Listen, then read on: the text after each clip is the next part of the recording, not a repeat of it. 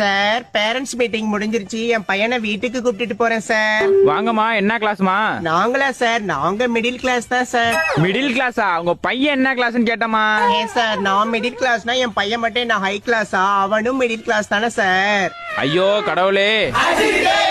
ஏமா உங்க பையன் என்ன கிளாஸ் தான் படிக்கிறான்? ஓ, அதை கேட்டீங்களா sir? 4th standard B section. Miss பேரு சித்ரா மிஸ் சார். சித்ரா மிஸ்ஸாமா? என்ன காரணத்தான் அழைச்சிட்டு போறீங்க? ஒரு 2 நாளா ஒரே வயித்து வலின்னு சொல்லிட்டு இருக்கான் சார், அதுதான் ஹாஸ்பிட்டல் போலாம்னு. பார்த்தா அப்படி தெரியலையேமா.